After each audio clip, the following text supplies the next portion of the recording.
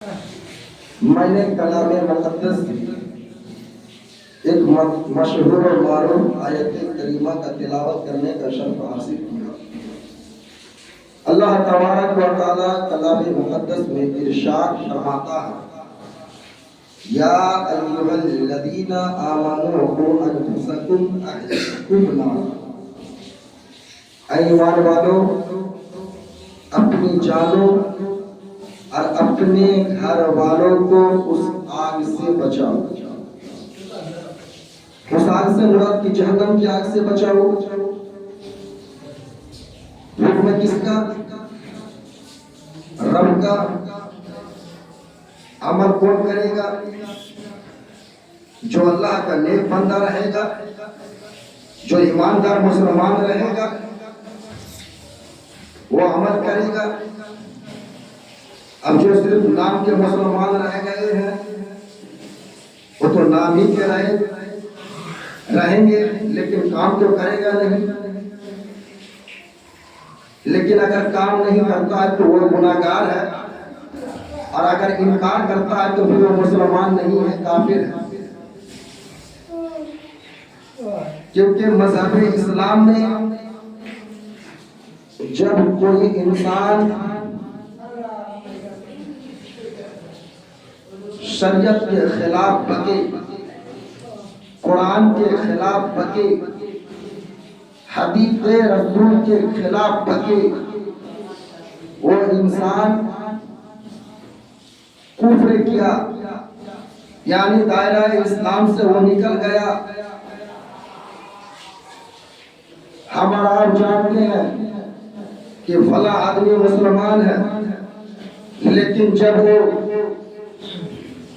اللہ کی بات پر رکے، رسول کی بات پر رکے، تو وہ انسان مسلمان نہیں رہتا ہے بلکہ مذہب اسلام سے نکل جاتا ہے۔ اور جو انسان مانتا تو ہے لیکن شریعت کے خلاف کام کرتا ہے، لیکن شریعت کے خلاف چلتا نہیں، تو ایسا انسان گناہگار ہوگا، کافر نہیں ہوگا۔ لیکن انکار کرے گا تو وہ کافر ہوگا، مسلمان نہیں رہے گا۔ لیکن آج اور ہم انکار تو نہیں کرتے لیکن عمل نہیں کرتے ہیں، اللہ کی بات کو نہیں مانتے ہیں، رسول کی بات کو نہیں مانتے ہیں۔ اسی وجہ سے ہم اور آپ تو گناہگار ہیں لیکن کافر نہیں ہے۔ اور جو اللہ کی بات کو انکار کرے، رسول کی بات کو انکار کرے، وہ انسان کافر ہے، وہ انسان مسلمان نہیں۔ تو میرے عزیزوں، جب اللہ تبارک و تعالی دنیا میں ہمیں بھیجا، اور نبی صلی اللہ علیہ وسلم کو ہمارے لیے ہی بھیجا دنیا میں، میرے آقا صلی اللہ علیہ وسلم اپنے لیے دنیا میں نہیں آئے، اپنا اظہار کرنے کے لیے دنیا میں نہیں آئے، بلکہ اللہ تبارک و تعالی 1,24,000 حضرت آدم صفی اللہ سے لے کر حضرت عیسیٰ روح اللہ تک، اور سب سے آخر میں ہمارے آقا جناب محمد رسول اللہ صلی اللہ علیہ وآلہ وسلم کو بھیجا۔ تمام نبی جو دنیا میں تشریف لائے اپنے اپنے امتوں کے لیے ہدایت کے لیے ہی آئے۔ رب تبارک و تعالی ہدایت کے لیے ہی، امت کی ہدایت کے لیے ہر نبی کا امت، حضرت آدم صفی اللہ کا جتنے امت تھے وہ حضرت آدم صفی اللہ تمام انسانوں کا باپ ہے۔ حضرت آدم صفی اللہ کی بیوی حضرت ماں حوا رضی اللہ تعالی عنہا تمام دنیا کے انسانوں کی ماں ہے۔ جب دونوں آئے تو کس کام کے لیے آئے؟ اپنے امت کی ہدایت کے لیے آئے۔ حضرت موسیٰ کلیم اللہ آئے، اپنے امت کی ہدایت کے لیے آئے۔ حضرت عیسیٰ روح اللہ آئے، اپنے امت کی ہدایت کے لیے آئے۔ حضرت اسماعیل ذبیح اللہ آئے، اپنے امت کی ہدایت کے لیے آئے۔ حضرت ابراہیم خلیل اللہ آئے، اپنی امت کی ہدایت کے لیے آئے۔ حضرت نوح نجم اللہ آئے، اپنے امت کی ہدایت کے لیے آئے۔ لیکن آخر میں ہمارے آقا جناب محمد رسول اللہ صلی اللہ علیہ وسلم آئے تو ہماری ہدایت کے لیے آئے۔ لیکن نبی تو ہدایت دیتے رہے، اب نبی جانے کے بعد نبوت کا دروازہ بند، تو اب ہدایت کون دے گا؟ ہدایت دینے والا کون رہا؟ تو دنیا میں جتنے عالم دین دیکھ رہے ہیں، نبی کا کام کہ عالم دین کر رہے ہیں. بولیے سبحان اللہ. عالم دین دے رہے ہیں. کیا کوئی غیر عالم آپ کو ہدایت دے سکتا ہے؟ نہیں دے سکتا. لیکن کون دے رہا ہے آپ کو ہدایت؟ اللہ ایک ہے. جناب محمد رسول اللہ صلی اللہ علیہ وسلم اللہ کے سچے بندے اور سچے رسول ہیں. نماز پڑھو، روزہ رکھو، حج کرو، زکات دو، احکام شریعت کو مانو. جو چیز شریعت کے خلاف ہے اسے چھوڑ دو، جو چیز شریعت میں جائز ہے اس چیز کو اپنا لو.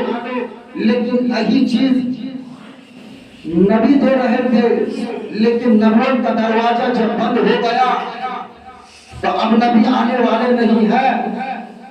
میرے آقا صلی اللہ علیہ وسلم کے بعد نبوت کا دروازہ میں لوگ لگا دیا پروردگار عالم. اب دنیا میں ہدایت کون دے گا؟ تو دنیا میں ہدایت دینے کے لیے اللہ تبارک و تعالیٰ پھر عالم دین پیدا کرنے لگا. اور یہ عالم دین صبح قیامت تک پیدا ہوتے رہیں گے اور آپ کو ہدایت دیتے رہیں گے. لیکن آپ اگر عالم دین کی بات پر عمل کر لیے تو آپ کامیاب ہیں، اور اگر عمل نہیں کیے تو آپ ناکامیاب ہیں. لیکن افسوس آج انسان شریعت کو بھول چکا، اپنی من مرضی کا شریعت بنا لیا.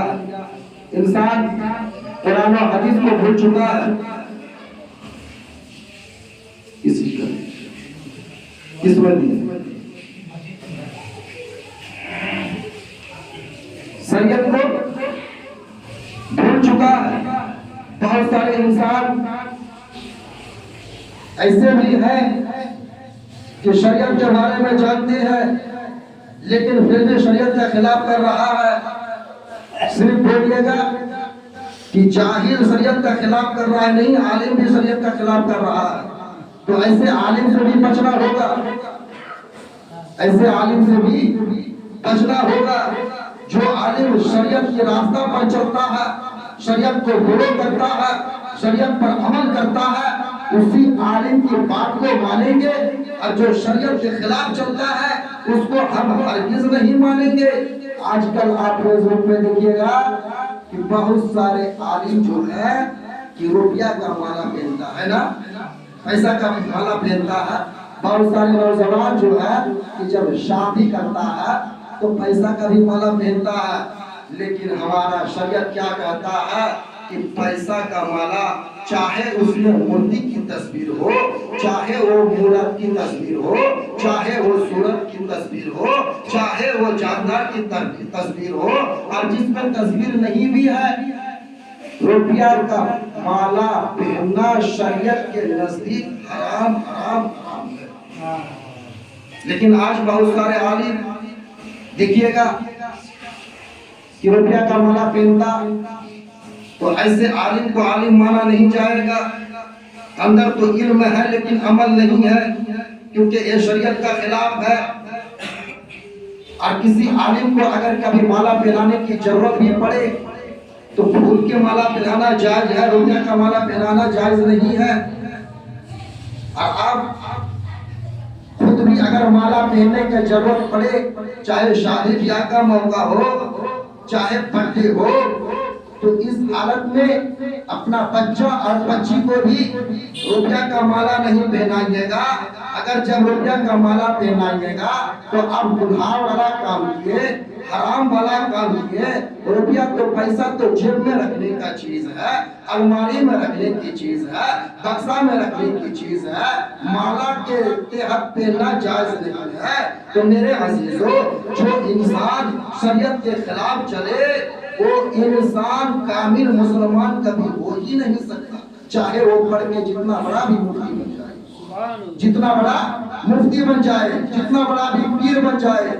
اگر کوئی انسان اگر شریعت کے خلاف چلتا ہے تو وہ انسان ناکامیاب ہے. اب آئیے حضرت ابراہیم خلیل اللہ علیہ الصلوۃ والتسلیم دنیا میں تشریف لائے اپنے امتوں کو ہدایت دینے کے لیے، لیکن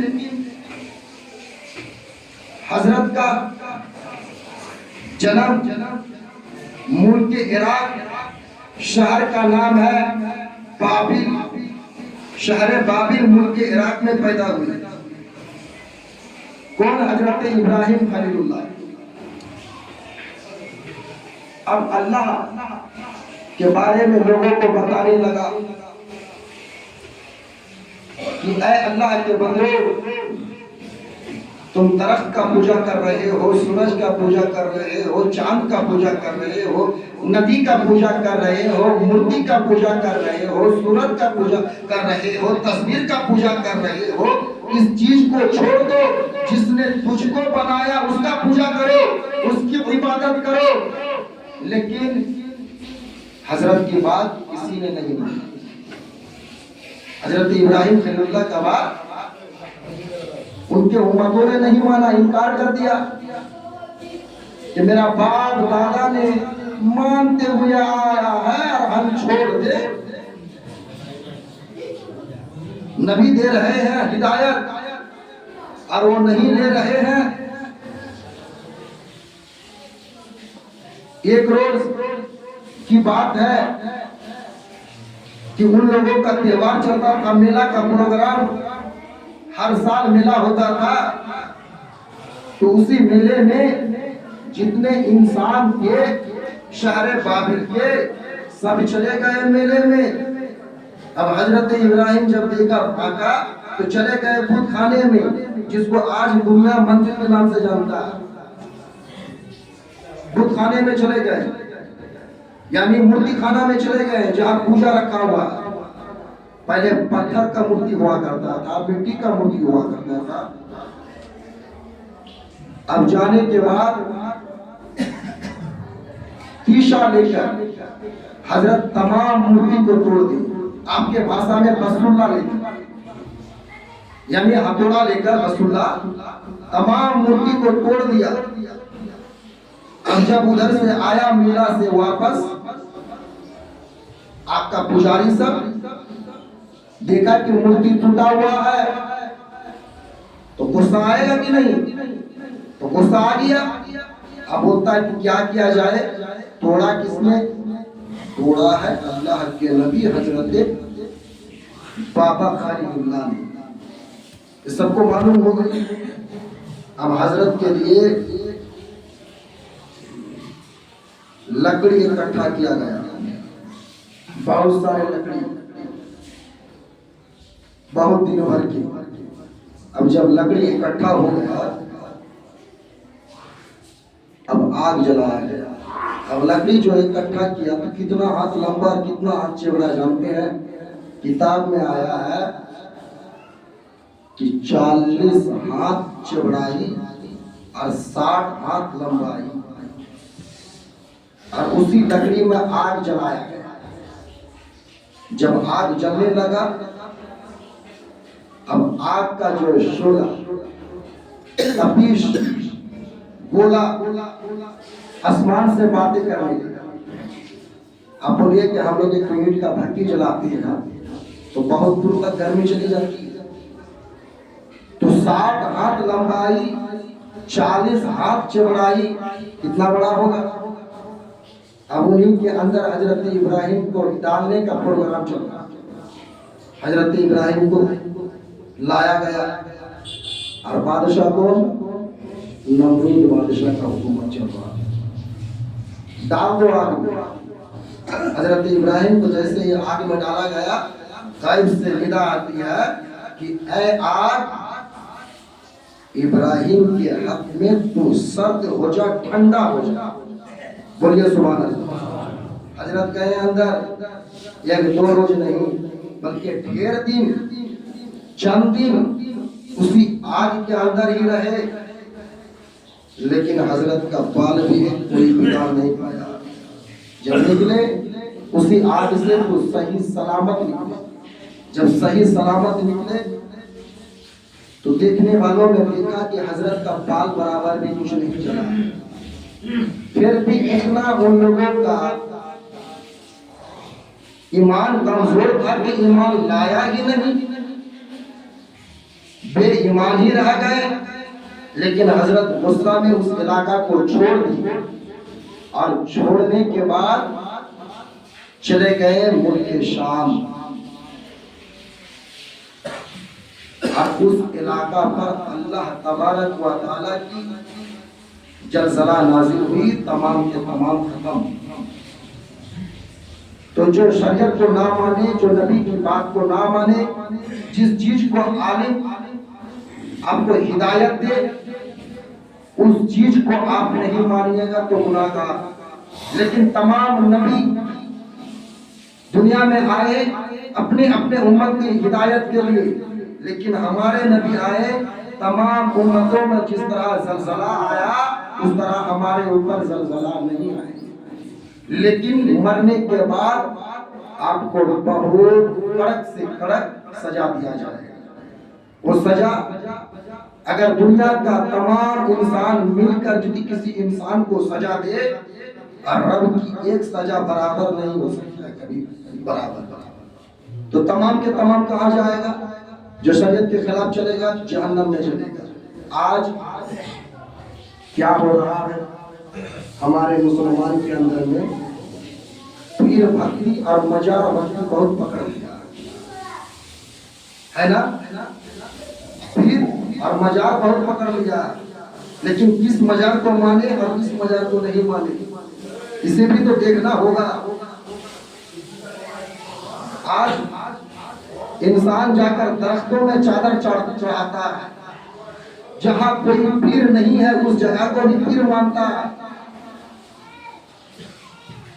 شریعت کے نزدیک کوئی انسان اگر پیر ہے تو ان کے لیے شرائط ہے. شریعت کے نزدیک کوئی اللہ کا ولی ہے, کوئی پیر کامل ہے تو ان کے لیے شرط ہے. جیسے نماز میں شرط ہے, وضو میں فرض کتنا ہے, نماز میں واجب کتنا ہے, فرض کتنا ہے, روزہ میں کیا چیز فرض ہے, فطرہ کیوں کیا جاتا ہے, یہ سب ہے نا. تو پیر کے اندر بھی کوئی نہ کوئی شرط اگر پائی جائے گی تو وہ پیر ہے, نہیں تو پیر نہیں ہے, وہ شیطان ہے. پیر کے اندر 4 شرائط کا ہونا ضروری ہے. نمبر 1 کہ وہ عالم ہو. عالم سے مراد مولوی ضروری نہیں ہے, فاضل ضروری نہیں ہے, مفتی ضروری نہیں ہے. اتنا علم رکھتا ہو کہ ضرورت کا مسئلہ مسائل وہ خود کتابوں سے نکال لے.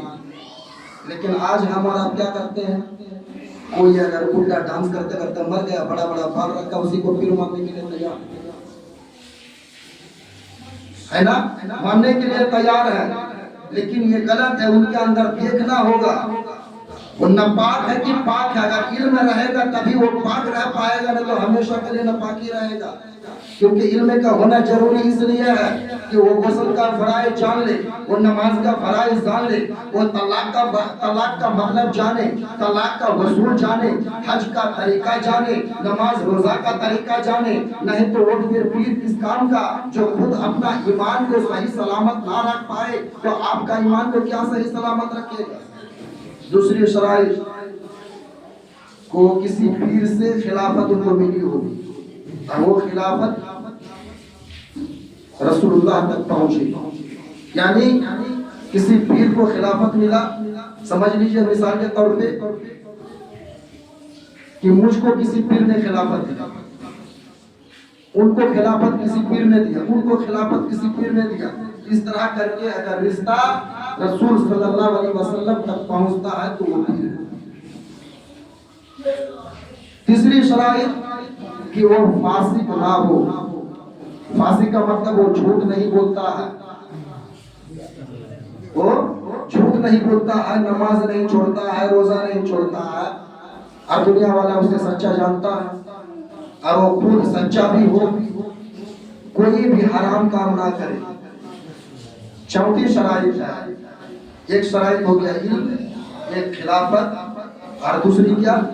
فاسق. اور چوتھی شرط جو ہے وہ صحیح سنی العقائد مسلمان، یعنی دیوبندی نہ ہو، قادیانی نہ ہو، وہابڑا نہ ہو، نجدی نہ ہو، یعنی سنی مسلمان صحیح سنی العقائد ہو. یہ چار شرط اگر کسی انسان کے اندر میں ملے تو وہ پیر ہے، اور نہیں تو وہ پیر نہیں ہے. لیکن آج آپ کو بولے تو برا لگے گا آپ کی ہدایت کے لیے. آج ڈھیلا پیر کو آپ پیر مان چکے ہیں، بوڑھا پیر کو پیر مان چکے ہیں. کبھی اپنے آنکھ سے دیکھے وہ لوگ نماز پڑھا، وہ لوگ یہاں موجود ہے کہ نہیں؟ آپ کو اگر ہم پوچھے تو کیا بولا؟ میرا باپ دادا کر کے آیا، اسی وجہ سے کر رہے ہیں. لیکن جتنے پیر، اب سراج الدین آئینہ ہند کو دیکھیے، پیر کامل ہے، پیر ہے، اللہ کا ولی ہے. ان کے خادم بھی موجود ہیں. ان کے خادم کا جو مزار شریف ہے تو سوجا پور کا ہاسپٹل سب کو پہچانتا ہے. اسی ہاسپٹل کے سامنے ابھی سب دیوبندی علاقہ ہو گیا. پہلے سنی علاقہ تھا سوجا پور، ابھی دیوبندی ہوا، لیکن پہلے سنی تھا. اور اسی قبرستان میں حضرت کا خادم کا مزار قبر ہے، اور ان کا خادم کا نام حضرت لوہا. کیا نام ہے؟ پہلے زمانہ میں آدمی ایکڑ میٹر ایکڑ رکھتا تھا، اسی طرح لوہا نام ہوا. اور حضرت سراج الدین آئینہ ہند ایک دو نہیں بلکہ دنیا میں آج دیکھ رہے ہیں، چاہے سنی کا عالم ہو چاہے دیوبندی کا عالم ہو، سب انہیں کی کتاب پڑھ کے عالم دین بن گئے. حضرت علاء الحق پنڈوی لاہوری، یہ لوگ بندگی کیے، نماز پڑھے، روزہ رکھے، اور پھر عالم دین بنائے. آج کچھوجا شریف آدمی جا رہا ہے، کچھوجا شریف میں جو سوئے ہوئے آرام کر رہے ہیں حضرت، وہ کون ہے؟ حضرت علاء الحق پنڈوی کا چھاتر ہے، اسٹوڈنٹ ہے. لیکن ان لوگوں کا وجود تھا. لیکن ہم اور آپ کیا کرتے ہیں؟ جو چیز نہیں ہے اس چیز کو بھی مانتے ہیں. تو شرط ہے پیر ماننے کے لیے پیر نیک ہو، اور ان کا جانکاری انسان کو معلوم ہو. آپ کو معلوم نہیں ہے تو آپ کا باپ کو معلوم ہو. لیکن آپ سے جب پوچھا جائے کہ ڈھیلا پیر میں کیا ہے تو بولیے گا کہ ڈھیلا ہی چڑھاتے ہیں، وہاں کوئی پیر نہیں ہے. تو جب آپ کا فضول خرچ ہو رہا ہے تو اللہ فرماتا ہے کہ جب میرا بندہ کوئی فضول خرچ کرتا ہے تو وہ میرا بندہ نہیں بلکہ شیطان کا بھائی ہے. وہ مسلمان کا بھائی نہیں بلکہ وہ کن کا بھائی ہے؟ شیطان کا بھائی ہے. تو آپ بھی فیصلہ کیجئے کہ آپ کن کا غلام ہیں؟ شیطان کا غلام ہے نا. فضول خرچ کرنے کے لیے منع. آج ڈی جے بجا رہے ہیں، ناچ گانا کر رہے ہیں، کیوں مصیبت نہیں آئے گی؟ ہمیشہ کے لیے مصیبت آتے رہے گی. جب آپ شریعت کا بولی بولیے گا، شریعت پر چلیے گا، اللہ تبارک و تعالیٰ خوش ہوگا، آپ کا محلہ بھی خوش رہے گا، آپ کو مالدار کر دے گا. اور نہیں تو آپ جتنا بھی کما لیجیے کبھی خوش رہنے نہ دنیا میں رہ پائیے گا، نہ ماننے کے بعد کبھی نہیں رہ پائے گا. لیکن ہمیں اور آپ کو شریعت پر چلنا ہے، شریعت کے خلاف نہیں چلنا ہے.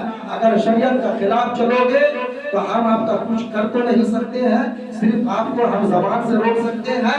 آپ اگر میری بات کو مان لے تو آپ کے لیے ہدایت ہے، آپ کے لیے بخشش ہے. اور اگر بات کو نہیں مانیے گا، اپنے من مرضی سے چلیے گا تو پھر وہاں بولیے گا تو میں وہی سناؤں گا. اعلیٰ حضرت کا شعر کہ آج لے ان کی پناہ، آج مدد مانگ ان سے، کل نہ مانگیں گے اگر مان گئے. آج لے ان کی پناہ، آج مدد مانگ ان سے، کل نہ مانیں گے قیامت میں اگر مان گئے. لیکن اس دنیا میں اگر مان جائیں گے شریعت کی بات کو تو وہاں پھوٹنا نہیں پڑے گا. میرے عزیزوں، وقت کی قلت ہے، میں یہاں سے اپنی تقریر کو ختم کرتا ہوں. لیکن آپ حضرات جو بھی کام کیجئے تو پہلے اس چیز کو دیکھیے، کسی عالم دین سے جانکاری لیجئے، اس کے بعد میں کوئی کام کیجئے. نہیں تو آپ کا نقصان ہوگا، فائدہ نہیں ہوگا. آپ ہی کے فائدہ کے لیے بولے، اس میں میرا کوئی لاभ اور گھاٹا نہیں ہے. لیکن آپ جب نیک بنیے گا تو ہو سکتا ہے کہ آپ کے ذریعے سے میری بھی مغفرت ہو جائے. اگر میری بول چال میں کہیں اگر غلطی ہو گئی ہو تو رب کی بارگاہ میں توبہ کرتا ہوں. آپ حضرات بھی توبہ کیجئے. استغفر اللہ ربی من کلی ذنبی واتوب الیہ لا الہ الا اللہ محمد رسول اللہ صلی اللہ تعالی علیہ وآلہ